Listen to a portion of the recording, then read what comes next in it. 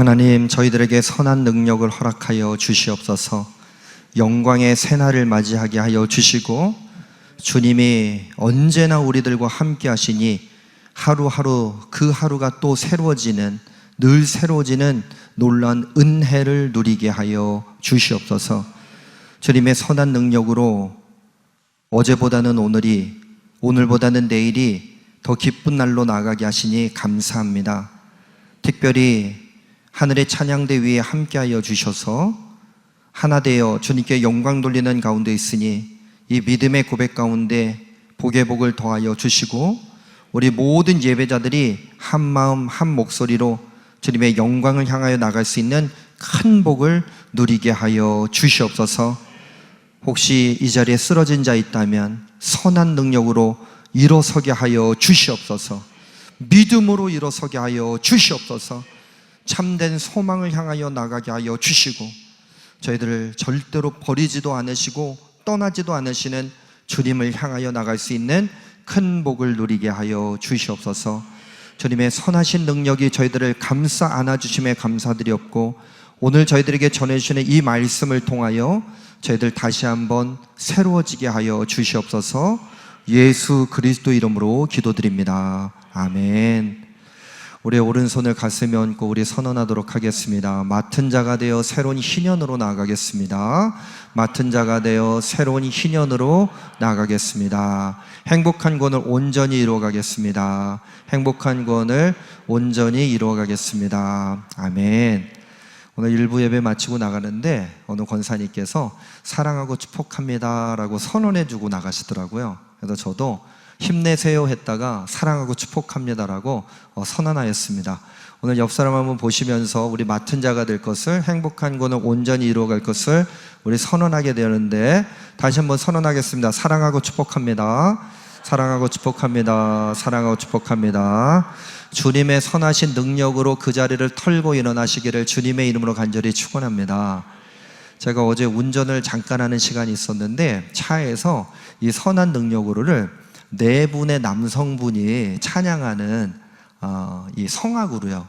우리 보통 이제 그 예배 시간 전에 만납교회 찬양팀의 찬양을 들려드리는데, 어제 제가 참 은혜를 받았거든요, 운전하다가. 근데 오늘 2부 예배 전에 2부 예배 때 받았던 그 은혜와 비교할 수가 없습니다. 2부 때 은혜가 더 크다는 표현을 제가 잘 못하고 있는 거예요 지금. 2부 때 얼마나 감사한지. 우리 이호석 장로님 처음에 저는 못할 것 같은데 그랬는데 이렇게 잘하는데, 그리고 우리 찬양대원 한 분 한 분 이름을 제가 거명하지 못하지만 너무 감사합니다. 더 겸손하게 하나님께만 영광 돌리게 해달라고 우리 박수로 한번 축복하도록 하겠습니다. 감사합니다. 감사합니다. 감사합니다. 오늘 말씀의 제목은 가이샤라 베드로입니다. 여러분, 가이샤라 베드로라고 들어보셨습니까? 성경 속에 가이샤라 베드로라고 하는 표현은 단 한 번도 나오지 않습니다. 가이샤라 빌립보라고는 들어보셨습니까? 가이샤라 빌립보라고 하는 지역에 대한 지명은 성경에 나옵니다.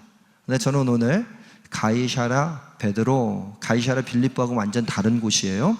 가이샤라라고 하는 곳에 찾아갔던 베드로에 대한 이야기를 함께 나누고 싶습니다. 이 가이샤라라고 하는 도시는 어떤 도시냐면 작은 로마라고 불려지는 곳이고 해안가 도시예요. 그러니까 로마가 이 팔레스타인 지역 유대 사람들을 지배하기 위해서 소위 총독부를 세우게 됐는데, 그 총독부가 위치했던 곳이 가이샤라라고 하는 지역이었습니다. 그러니까 이곳에는 총독부에 있는 많은 행정관리들도 있었을 것이고 장군들도 있었을 것이고 물론 총독도 있었을 겁니다. 그렇기 때문에 이곳은 로마인들이 거주하고 헬라 사람들이 거주했었던 이 팔레스타인 지역 중, 유대인 지역 중에 로마라고 할 수 있었을 거예요. 그래서 이곳에 유대 사람들이 많이 살지 않았습니다. 많은 이 헬라인들이 살았고 성곽이 잘 수축되어져 있기 때문에 외부 사람들이 잘 들어갈 수도 없었던 곳이 바로 가이샤라라고 하는 곳이었는데, 이 가이샤라 베드로 참 엉뚱하지 않습니까? 유대 사람으로서 복음을 전했던 베드로를 어떻게 가이사랴라고 하는 지역과 연결시킬 수 있을까? 그런 좀 전제 조건을 하면서 오늘 말씀을 좀 한번 사도행전 11장 1절부터 3절의 말씀 한번 읽어봤으면 좋겠어요. 오늘 말씀 4절부터 18절까지 길게 읽었지만 오늘 말씀은 복잡하게 읽을 필요가 없어요. 1절부터 3절 한번 읽어보겠습니다. 함께 읽겠습니다. 시작. 유대에 있는 사도들과 형제들이 이방인들도 하나님의 말씀을 받았다함을 들었더니 베드로가 예루살렘에 올라갔을 때에 할례자들이 비난하여 이르되 내가 무할례자의 집에 들어가 함께 먹었다 하니. 제목은 가이사랴 베드로입니다. 가이사랴에 있었던 베드로인데 오늘의 말씀에 보니까 지금 베드로는 어디에 있습니까? 2절의 말씀을 좀 보면 베드로가 예루살렘에 올라갔을 때, 베드로는 지금 어디 있어요? 예루살렘에 있습니다. 예루살렘. 그런데요, 이 가이사랴에서 복음을 이방인들에게 전했다라고 하는 것 때문에 베드로를 향해서 할례를 받았던 사람들, 유대인들이겠죠. 유대인들이 지금 비난합니다. 비난. 우리가 이전에 읽었던 개역 한글판 성경을 보면 이 비난이라는 단어가 힐난이라고 되어 있어요. 힐난. 힐난하고 있다. 책망하고 있다. 심지어 거기에다가 무거운 짐을 지어가지고 이 죗값을 치르게 하려고 하고 있다라고 하는 의미가 그 안에 담겨져 있습니다. 예수님을 십자가에 달았던 유대인들이, 그러나 지금 이 사람들은 예수님을 알고 있는 사람이에요. 이 예수님을 알고 있는 사람들조차도 이방인에게 복음을 전했다고 하는 가이사랴에 갔었던 베드로를 향해서 비난을 하고 있어요. 비난을. 3절의 말씀 보니까 이르되 내가 무할례자의 집에 들어가 함께 먹었다 하니. 네가 정결법을 어겼구나. 어떻게 이방인들과 함께 그 집에서 거하는 것도 범죄함인데 음식을 같이 먹었다니 너는 우리 유대인들의 수치다. 너는 우리 유대인들의 모욕이다. 너는 우리 유대인들과 함께 할 수 없는 사람이라고 이제 정죄함의 의미를 떠나서 범죄자로 전락시키고 있는 내용이 1절과 2절과 3절의 내용입니다. 근데 쭉 건너뛰어 가지고요, 우리 한번 18절로 가볼까요? 18절의 말씀, 사도행전 11장 18절의 말씀을 함께 읽어보도록 하겠습니다. 그들이 이 말을 듣고 잠잠하여 하나님께 영광을 돌려 이르되 그러면 하나님께서 이방인에게도 생명 얻는 회개를 주셨도다 하니라. 완전히 바뀌어져 있어요. 비난했어요. 야, 너 할례 받지 않은 사람들하고 어떻게 네가 먹을 수 있어? 정결법을 어겼던 거 아니야? 너 예루살렘에 다시 올라온 너를 보니까 가이사랴로 들렸다 왔는데 사마리아도 아니고 가이사랴를 갔다 왔어? 너 왜 예루살렘에 왔니? 너 예루살렘에 절대로 들어와서는 안 되는 상황인 거 아니야? 라고 했었던 사람들이 18절의 말씀을 보니까 그들이 이 말을 듣고, 4절부터 17절에 있었던 말씀이겠죠? 4절부터 17절에 있었던 베드로의 이야기를 듣고 그들이 어떻게 됐습니까? 잠잠해졌어요. 막 삿대질하고 목소리를 높이고 막 힐겨보고 했었던 그 유대 사람들이 다 잠잠해졌어요.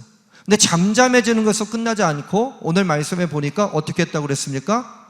하나님께 영광을 돌렸어요. 하나님께 영광을 돌리면서 뭐라고 이야기하냐면 하나님께서 이방인에게도 생명 얻는 회개를 주셨도다. 하나님께서 이방인들에게도 회개를 얻을 수 있는 기회가 아닙니다. 기회가 아닙니다. 회개를 할 수 있는, 생명을 얻는 기회가 아닙니다. 회개할 수 있는 기회가 아니고 회개 그 자체를 주셨다. 그건 무슨 얘기입니까? 구원받게 하셨다는 뜻이에요. 구원받게 하셨다. 가이사랴에 있었던 베드로를 이렇게 힐난하고 질책했었던 유대인들 중에 예수님을 믿는 사람들, 할례를 받았던 사람들, 복음을 듣던 사람들마저도 베드로를 힐난했어요. 비난했습니다. 그런데 베드로의 이야기 자초지종을 듣자마자 뭐라고 이야기하고 있냐면 하나님께서도 이방인들에게 생명을 얻을 수 있는 기회뿐만 아니라 회개를 주셨도다. 구원받는 백성을 로 삼아주셨다. 그래서 저는 이 부분을 이렇게 적어봤어요. 예루살렘의 기적. 뭐라고요? 예루살렘의 기적. 옛날에 우리 축구 국가대표 선수들이 어디 저기 중동에 가가지고 승리했어요. 제가 지금도 귓전에 울리는 게 도하의 기적. 내용을 싹 까먹었어요. 근데 우리나라 축구 국가대표 선수가 가서 이겨갖고 뭐 우승을 했는지 뭐 했는데 내용은 몰라요. 근데 도하의 기적. 뭐 혹시 도쿄의 기적 아십니까? 우리 유상철 선수가 나와가지고 골을 넣었던 것 같은데 어쨌거나 그때 또 승리했어요. 스포츠 경기에서도 기적이라고 이야기합니다. 그런데 오늘 말씀은요, 생명에 죽고 사는 문제를 말하고 있으니 우리가 스포츠 경기에서 이야기하고 있는 기적과 이 기적을 어떻게 비교할 수 있겠습니까? 오늘 저희는 이 말씀을 예루살렘의 기적이라고 여러분들에게 선포하면서 이 기적이 우리의 삶의 자리인 신풍동에서도 일어나기를 간절히 축원합니다. 신풍동에 안 사신다고 아멘 안 하신 거 아니에요? 아닙니까? 저기 영통지역에도 일어나기를 간절히 축원합니다. 우리 동산교회하고 오늘 연합예배 3부 때 드릴 텐데 우리 정승현 목사님이 지금 예배에 참여했어요. 예, 저쪽에 이제 영흥공원이 있는데 그곳에도 일어나기를 주님의 이름으로 간절히 축원합니다. 여러분, 우리가 살아가고 있는 자리에서 예루살렘의 기적을 이루기 위한 방법이 무엇일까? 그래서 오늘 영적인 질문을 이렇게 던져봤어요. 오늘이에요. 오늘 예루살렘의 기적을 이루기 위해 우리는 어떻게 해야 될까? 오늘입니다. 어제가 아니에요. 앞으로가 아닙니다. 오늘 예루살렘의 기적, 복음에 대해서 다 순종하고 그 복음의 내용은 어느 특정한 사람만 구원받은 것이 아니라 예수 그리스도를 영접하고 예수님의 이름을 부르는 모든 사람들이 구원받은 백성이 되어질 수 있도록 하는 예루살렘의 기적이 우리의 삶의 한복판에서 이루어지기 위해서 우리가 어떻게 해야 될지 저는 오늘 세 가지를 좀 나누고 싶어요. 세 가지. 첫 번째는요, 갈릴리의 베드로처럼 전부를 내려놓아야 합니다. 첫째, 그러면 여러분들이 함께 선언하도록 하겠습니다. 첫째, 갈릴리의 베드로처럼 전부를 내려놓아야 한다. 어디의 베드로? 갈릴리의 베드로. 오늘 성경의 말씀 15절에 보면 갈릴리의 베드로를 떠올리게 합니다. 11장 15절의 말씀 한번 천천히 함께 같이 읽을게요. 내가 이 말을 시작할 때에 성령이 그들에게 임하시기를 처음 우리에게 하신 것과 같이 하는지라. 내가 말을 시작했는데 어떤 말이냐면 이 베드로가 욥바라고 하는 동네에 있었어요. 욥바라고 하는 동네에 있었는데 환상이 보이는 겁니다. 오늘 4절부터 읽었잖아요. 하늘로부터 보자기가 내려오는데 거기에는 나는 짐승도 있고 날짐승도 있고 그 다음에 4발 달린 짐승도 있고, 그런데 보니까 불결한 걸로 여겨지는 겁니다. 베드로가. 그런데 주님의 음성이 들으는데 이걸 잡아먹어라. 그래서 저는 더러워서 잡아먹을 수가 없습니다. 이랬던 사람이 고넬료의 집에 가서 정하지 않은 음식을 먹었으니 유대 사람들이 힐난할 만하지 않겠어요? 이런 태도를 가지고 있었던 베드로. 그런데 베드로에게 어떤 음성이 들리냐면 사람들이 찾아올 텐데 네가 아무것도 묻지 말고 함께 따라가라고 하는 음성을 듣게 돼요. 그런데 가이사랴의 고넬료에게도 환상해 보입니다. 기도하려고 나갔더니 주의 천사가 나타나서 저기 욥바라고 하는 동네에 베드로라고 하는 사람이 있는데 내가 너에게 전해주고 싶은 진실한 이야기를 그 사람이 해줄 거니까 그 사람은 좀 불러다가 이야기를 좀 들었으면 좋겠어. 그때에 고넬료라고 하는 백부장이 그 말씀에 순종해서 하인 2 그리고 부하 1 사람을 이 욥바라고 하는 지역으로 내려보내게 됐던 거예요. 그리고 그 이야기를 듣고 환상에 깨가지고 갈까 말까 고민하고 있는데 누가 문을 뚝뚝 두들겨 보니까 이 가이사랴에서 왔었던 사람들이 있어서 따라 올라가서 이 고넬료에게 복음을 전했던 내용을 가지고 지금 다시 예루살렘에 와가지고 설명을 해주고 있는 장면이에요. 그리고 이 말을 마칠 때에 15절 보니까 말을 시작할 때에 성령의 그들에게 임하시기를. 성령이 누구에게 임했어요? 고넬료에게 임했던 겁니다. 고넬료가 혼자 있지 않았어요. 친척들을 모았다고 그랬어요. 친척들뿐만 아니라 그 궁에 살아가고 있는 사람들을 모아놓고서 복음이 들려질 수 있도록 할 때에 성령께서 역사하셨어요. 그래서 이 성령께서 역사하셨을 때를 이 베드로가 뭐라고 지금 15절의 말씀을 통해서 표현하고 있냐면 처음 우리에게 하신 것과 같이 하는지라. 같다는 거예요? 다르다는 거예요? 봤다는 거죠. 자, 그러면 처음 베드로에게 하셨던 그 장면을 우리가 한번 봤으면 좋겠는데, 마태복음 4장 18절부터 20절까지 말씀을 한번 읽어봐야 돼요. 마태복음 4장 18절부터 20절까지 말씀 화면 보면서 한번 천천히 읽도록 하겠습니다. 갈릴리 해변에 다니시다가 두 형제 곧 베드로라 하는 시몬과 그의 형제 안드레가 바다에 금을 던지는 것을 보시니 그들은 어부라. 19절 말씀하시되 나를 따라오라. 내가 너희를 사람을 낚는 어부가 되게 하리라 하시니 그들이 곧 그물을 버려두고 예수를 따르니라. 베드로에게 처음 복음이 들려졌어요. 예수님께서 마태복음 4장 18절부터 20절의 말씀에 보니까 갈릴리 해변을 두루 다니다가 어부 두 사람을 보고 부르시는 거예요. 야, 내가 너희들을 사람을 낚는 어부로 만들어 줄 테니까 나를 따르지 않겠냐? 20절의 말씀에 베드로가 어떻게 했습니까? 곧이라고 그랬어요. 곧. 말씀을 보면 곧 어떻게 했습니까? 그물을 맡겨두고, 그물을 잠시 보관하고, 그물을 누군가에게 사용할 수 있도록 당근하고, 이렇게 하지 않았어요. 그물을 어떻게 했습니까? 버렸다는 거예요. 버렸다는 거. 여러분, 이사 갈 때 묵은 짐들 다 버리잖아요. 다시 찾는 사람 한 사람도 없습니다. 곧 그물을 버려두었다고 하는 것은 이 베드로가 성령의 은혜를 따라 모든 것들을 버려두고 예수님을 따랐다는 말씀입니다. 여러분, 우리도 처음으로 성령의 은혜 따라 예수님을 만나셨습니까? 만나신 경험이 있으십니까? 그렇다면 지금은 어떻습니까? 지금, 오늘 나는 하나님의 말씀 따라 성령의 은혜 따라 예수님만 바라보고 나가는 인생이라고 자신 있게 대답하실 수가 있겠습니까? 오늘 우리는 오늘의 이야기를 해보자는 거예요. 갈릴리에서 부름을 받았던 예수님께서 부르실 때에 곧 그물을 맡겨두고 보관시켜두고 누군가에게 팔아넘기고 라고 하지 않고 그물을 버려두었던, 온전하게 전부를 내려놓았던 베드로의 발걸음이 우리 모든 제일가족들 가운데 있기를 주님의 이름으로 간절히 축원합니다. 저도 이런 때가 있었더라고요. 1996년도 12월 20날로 기억돼요. 그때는 삐삐 갖고 다녔거든요. 삐삐가 왔어요. 봤더니 집입니다. 전화했더니 아버지께서 내일 여주를 내려가야 된다.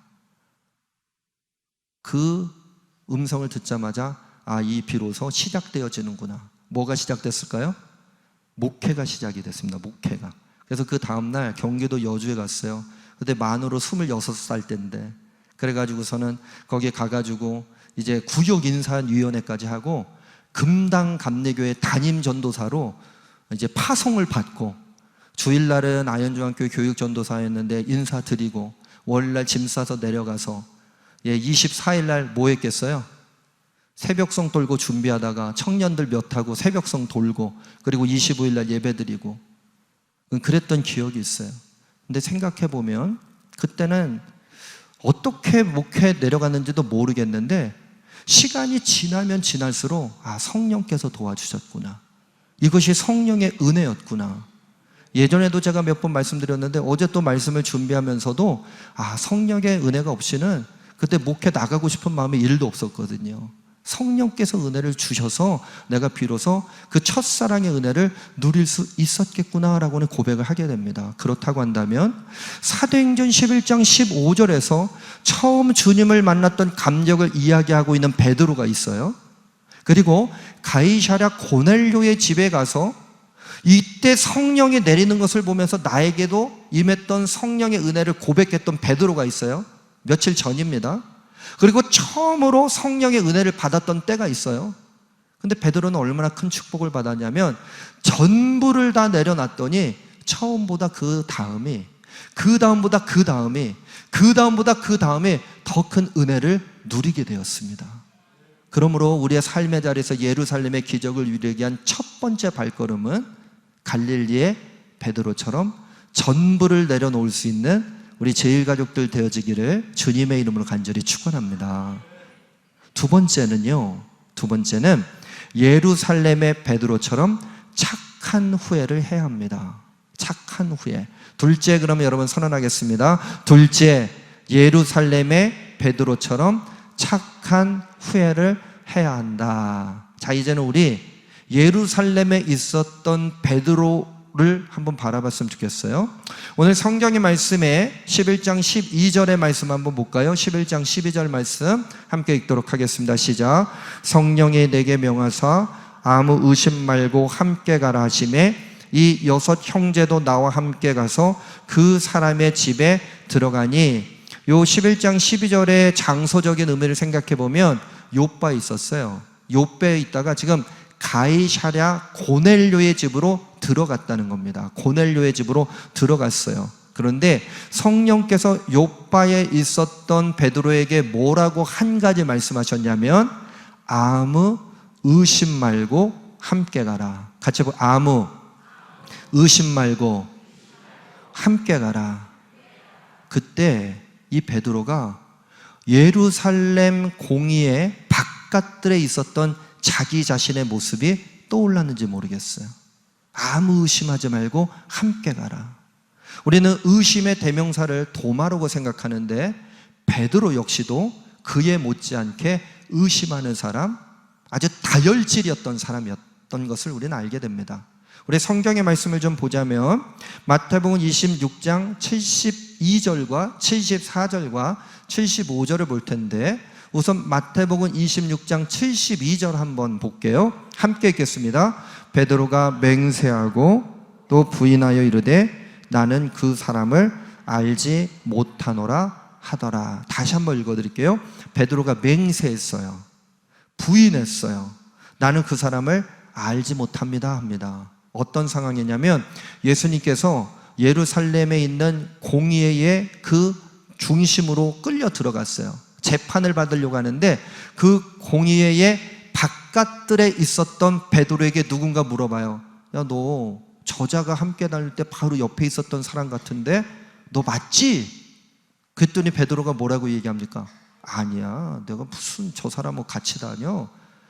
내가 분명히 본 적 있는데 너 맞지?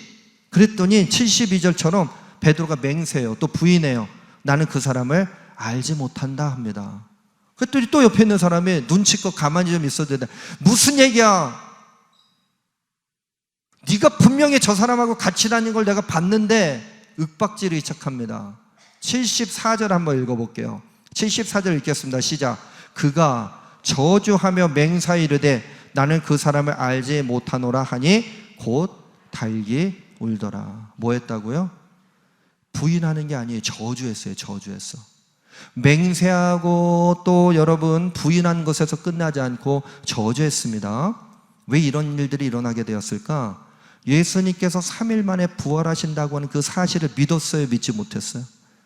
믿지 못하니까 의심했어요. 의심하니까 저주하기 시작합니다. 의심하니까 부인하기 시작합니다. 왜? 미래가 없잖아요. 예수님께서 다시 살아나시든 아니면 십자가에 달리지 마시든 그래야 나의 미래가 있는데 지금 공회에 잡혀가지고 당장이라도 십자가에 달리는 십자가형을 선고받게 됐으니 베드로 입장에서는 이렇게 하는 것이 마땅하지 않겠습니까? 죄송한데 저는 이 베드로가 너무너무 이해가 잘 됐어요.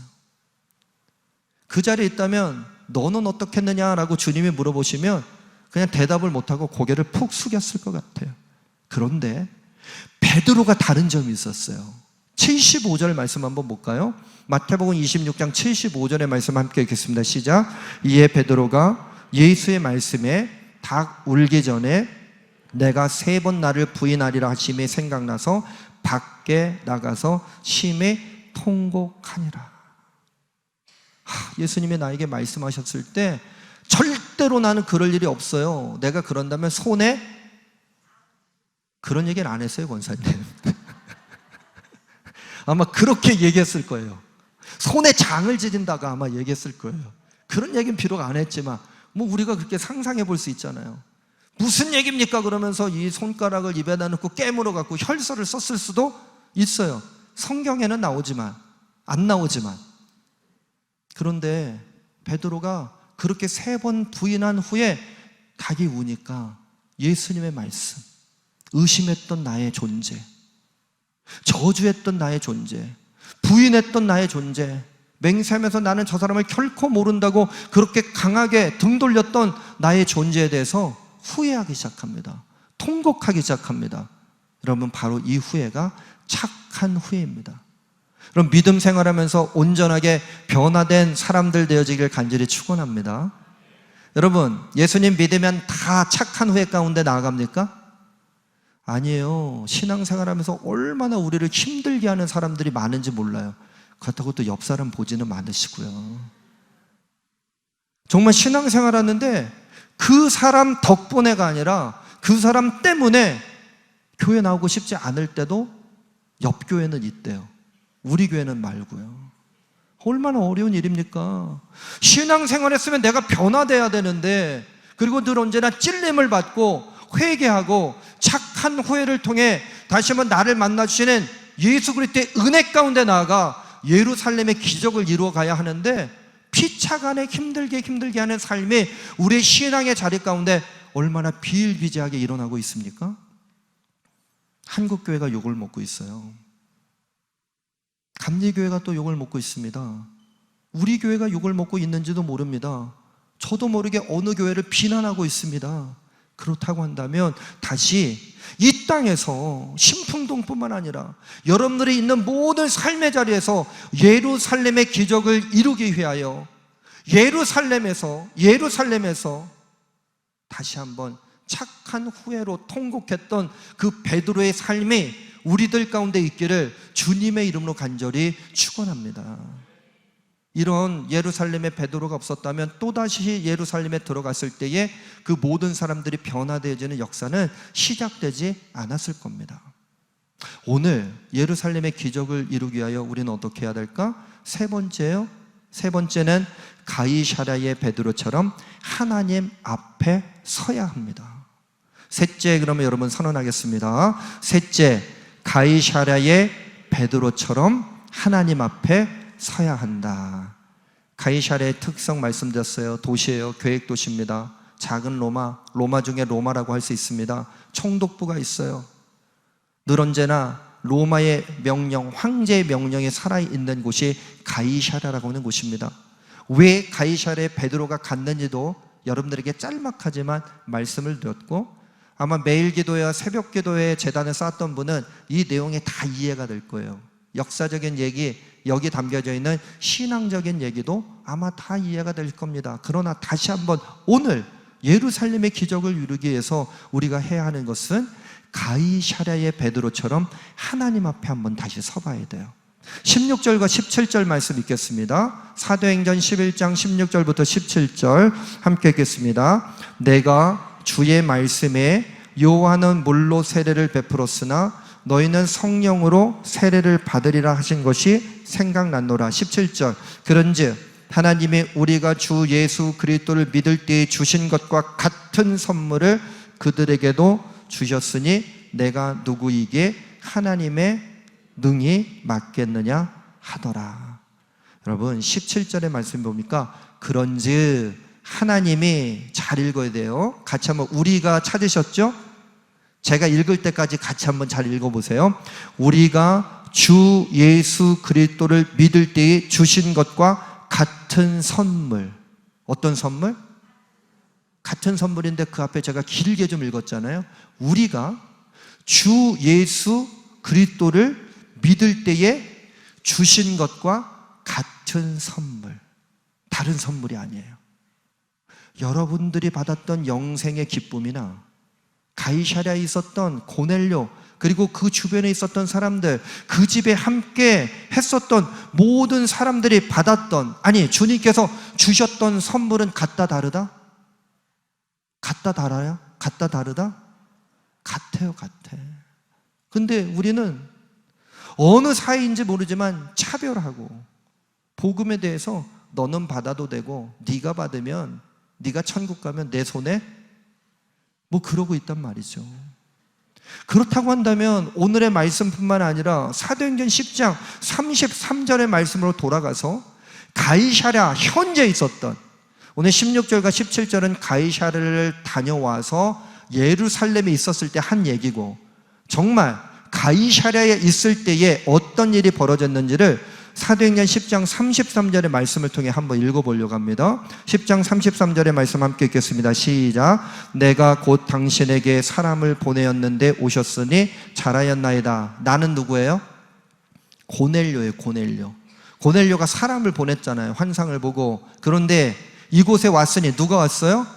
베드로가 오셨으니 참 잘하셨습니다. 이제 우리는 주께서 당신에게 명하신 모든 것을 듣고자 하여. 당신에게 명하신 모든 것이 무엇입니까?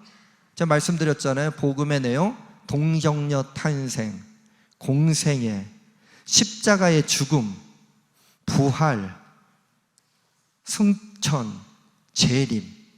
이게 복음의 내용이에요. 다른 거 없습니다. 예수님께서 동정녀 탄생으로 이 땅에 오심을 믿으십니까?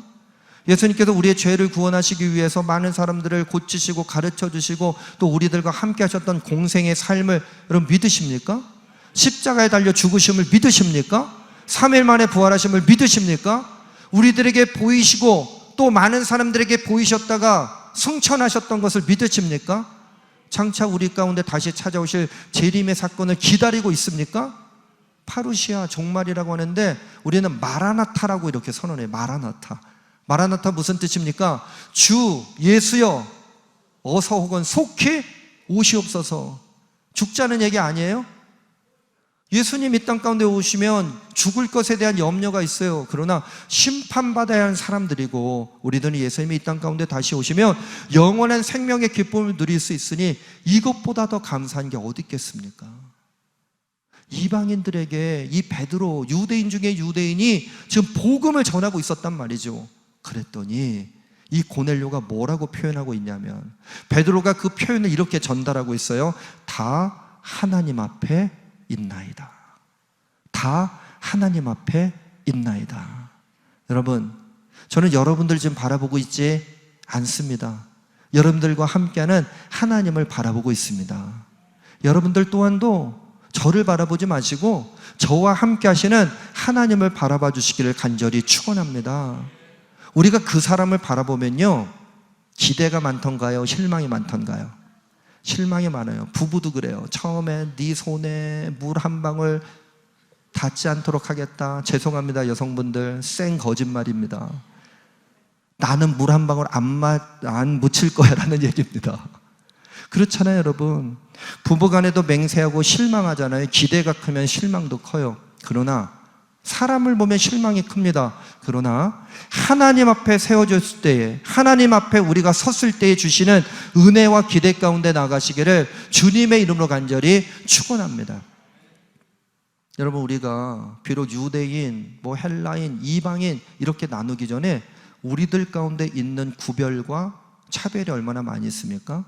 제가 1996년도 12월에 여주로 단독 목회를 내려갔다고 말씀을 드렸어요. 그런데 잘 생각해 보니까 계기가 있었더라고요. 1996년도 1월 달에 제가 정동교회에서 하는 선교사 훈련 학교를 마치고 이제 선교지로 실습을 갔어요. 인도를 갔습니다. 인도.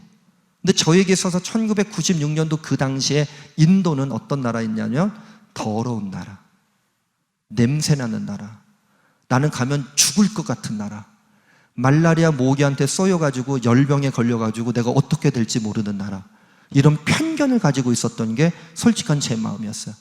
가고 싶었을까요? 안 가고 싶었을까요? 죽어도 못 가 그랬어요. 그랬더니 저희 아버지가 또 대단하신 분 아니에요? 항공권을 예약을 하고 거기에다가 또 비자를 내고 저도 모르게 말이죠. 그래가지고서는 결국은 12명인가 갔는데 지도교수님하고 또 한 분 목사님하고 10명 이제 선교사 훈련생들하고 갔는데 거의 죽을 뻔한 마음으로 갔어요.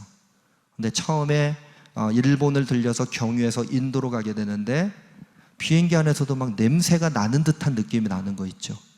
그리고 캘커타라고 하는 도시에 내렸는데 그건 나중에 제가 자세하게 말씀드릴게요.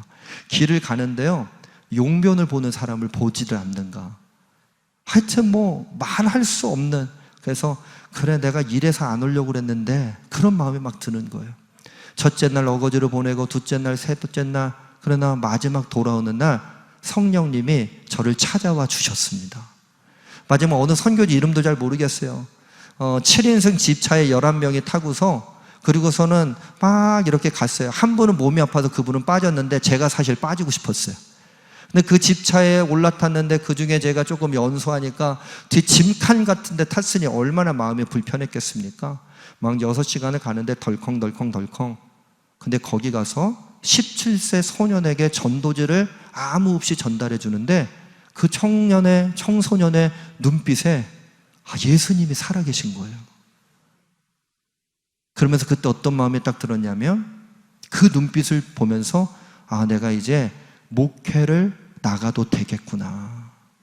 12월에 그때 생각을 못했어요. 근데 1996년도 1월에 인도에서의 그 경험을 통해 이미 성령님께서는 준비해 주셨고 마치 이 욥바에 있었던 베드로에게 환상을 보여주시고 사람들이 찾아가 가이샤라로 불러주셔서 이방 사람들에게도 생명을 회개할 수 있는 은혜가 주어졌다고 하는 것을 말씀하셨던 경험을 저 또한 하게 되었습니다. 사랑하는 성도 여러분, 저에게만 있는 경험이 아니에요. 여러분들에게도 있습니다. 제가 신방을 하다 보면 어느 권사님은 그래요. 누구 아시죠? 예, 그분 제가 전도했습니다. 우리 교회 지금 신앙생활 함께 잘하시는 분이에요. 어느 가정을 또 갔더니 목사님 누구 장로님 아시죠? 예, 그 장로님이 저를 전도했습니다. 그럼 만약에 저 새빵 사는 사람, 난 집주인인데 저 사람하고 나하고 같은 교회를 다녀? 이런 편견 가운데 있었다면 우리가 수원제일감리교회를 같이 섬길 수 있는 은혜가 시작되었겠습니까? 절대로 시작되어지지 않습니다. 나는 뭐 대학도 나오고 뭐도 하고 나는 이런 지위를 가지고 있는데 저게 대학도 못 나오고 초등학교도 못 나온 것 같은 저분하고 내가 함께 한 교회에서 신앙생활 해야 된다고? 난 그러고 싶지 않아. 그런 편견이 있다면 생명의 회개가 어떻게 일어날 수 있었겠습니까? 사랑하는 성도 여러분, 가이사랴의 베드로, 하나님 앞에 세워졌던, 하나님만 바라봤던 가이사랴의 베드로가 없었다면 또다시 예루살렘에 올라갔을 때에 예수님을 믿는 사람들이 이 복음을 다시 증언하지 못했을 겁니다. 사도 바울도요, 사울의 삶에서 바울의 삶으로 변화되지 못했을 겁니다. 여러분 잘 알고 있잖아요. 사울이었을 때 많은 유대인들이 사울을 배척했고 누가 도와줬어요? 위로의 아들이라고 하는 바나바가 그 사울이 바울의 삶을 살아갈 수 있도록 도와주지 않았습니까? 오늘 우리가 살아가고 있는 우리의 삶의 자리, 우리를 보내시는 그곳에서 예루살렘의 기적, 모든 사람들이 주님의 이름으로 생명을 붙잡을 수 있는 영적 회개가 시작되어질 수 있도록 가이사랴의 베드로처럼 하나님 앞에 세워질 수 있는 우리 제일가족들 되어지기를 주님의 이름으로 간절히 축원합니다. 주님 앞에 세워질 수 있어야 합니다. 여러분 다시 한번 이번 한 주간 내내, 아니 우리의 평생의 삶 가운데 나를 불러주신 주님 앞에 감사하는 것을 떠나 가이사랴의 베드로를 생각하시면서 오늘 3가지의 적용점을 늘 언제나 선언하시기를 바랍니다. 첫 번째는요, 갈릴리에서의 베드로처럼 전부를 내려놓을 수 있어야 합니다. 내려놓음입니다. 두 번째, 예루살렘의 베드로처럼 착한 후회를 해야 합니다. 나쁜 후회가 아니에요. 착한 후회를 할 수 있어야 합니다. 그리고 마지막, 가이사랴의 베드로처럼 하나님 앞에 온전히 서 있어야만 합니다. 이런 은혜를 오늘 간구하시면서 우리 3부 예배 때는요, 동산교회, 우리 교회는 수원지역에서 큰 교회라고 하는 소리를 들어요. 교회 건물이 크고 주차장이 많고 뭐 재정이 넉넉하고 이거 큰 교회 아닙니다. 큰 마음을 가지고 큰 그릇으로 준비된 교회가 큰 교회입니다. 동산교회를 작은 교회라고 말할 수 없습니다. 우리 정승현 목사님이 큰 비전을 가지고 있고 큰 뜻을 품어 주님의 은혜 가운데 나가는 발걸음이 있다면 어떻게 작은 목사 그리고 작은 교회라고 할 수 있겠습니까? 연합예배 드릴 텐데 여러분 함께 기도해 주시고요, 우리 교회와 동산교회뿐만 아니라 이 지구, 이 세계 열방 가운데 있는 주님의 교회가 합력하여 예루살렘의 기적을 이룰 수 있도록 우리 함께 나아갈 수 있도록 주님 앞에 간구하시기를 주님의 이름으로 간절히 축원합니다. 우리 찬양의 향기에 보면 우리 보좌 앞에 모였네 그랬어요. 우리 보좌 앞에 모였네. 함께 주를 찬양하며 하나님의 사랑 그 아들 주셨네. 그의 피로 우린 구원받았네. 우리는 누구예요? 모든 사람이에요. 내가 그렇게 편견을 가지고 있었던 그 사람들 아닙니다. 혹시 이 말씀을 동성애를 제가 옹호한다, 차별금지법을 용인한다 그렇게 오해하지 마시기 바랍니다. 지극히 성경 속에서 나오는 말씀을 가지고 말씀드리는 거예요. 저는 동성애 반대합니다. 차별금지법 도입되면 안 됩니다. 제가 감옥에 잡혀갈지라도 그렇게 말할 거예요, 여러분. 걱정하지 마시고. 그러나 그 의미가 아니지 않아요? 정치적인 이슈가 아닙니다. 성경 속에서 모든 사람들이 구원받을 수 있다고 하셨으니 그 성경의 말씀을 따라 우리가 다 하나님 앞에 세워지고 다 내려놓고 통곡하며 착한 후회를 통해 하늘아버지의 영광 가운데 나을 것을 결단하며 찬송하도록 할 텐데, 이 지역에 있는, 수원에 있는, 우리 대한민국에 있는, 북한 땅에 있는, 또 세상에 있는 모든 사람들이 구원의 감격을 누릴 수 있도록, 생명을 위한 회개가 일어날 수 있도록 통곡하는 마음으로 다 함께 자리에서 일어나셔서 찬송하도록 하겠습니다.